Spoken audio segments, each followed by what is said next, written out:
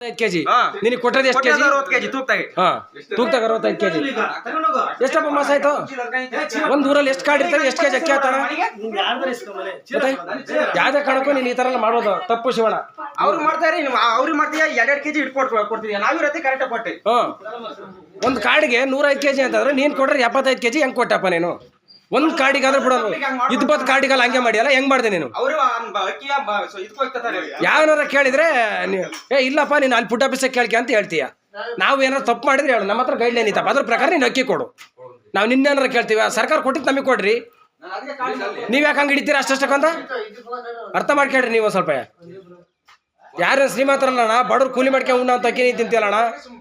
ನೀನೇನು ಯಾವ್ದಾರ ಅನಾಥಾಶ್ರಮ ಕಳಿಸ್ತೀವಿ, ಹೋಗ್ಲಿ ನಮ್ಮ ಹತ್ರ ಅಕ್ಕಿ ತಗೊಂಡು. ಬಡವ್ರು ತಿನ್ನ ಅನ್ನ ಕಿತ್ಕೊಂಡು ನೀವೇನ್ರಿ ಇಂತ ಮಾಡ್ತೀರಿ ನೀವು? ಪ್ರತಿಯೊಬ್ಬರು ಕರಿಯ ಎಲ್ಲರ ಕಾಡಿಗೆ ಹೋಗಿ ಕರೆಕ್ಟಾಗಿ ಎಷ್ಟಿದ್ರು ಅಷ್ಟು ಕೊಡ್ಲಿ. ಅಷ್ಟೇ. ಒಂದ್ ಕಾಡಿಗೆ ಮಿಸ್ಟೇಕ್ ಮಾಡ್ಬೋದಣ್ಣ, ಎಲ್ಲ ಕಾಡಿಗೆ ಇವ್ನ ಕಾಡಿಗೆ ಹೆಂಗಪ್ಪ ಬರ್ದಿ ನೀನು? ಇವ್ನ ಕಾಡಿಗೆ ಹೆಂಗ್ ಬರ್ದಿ?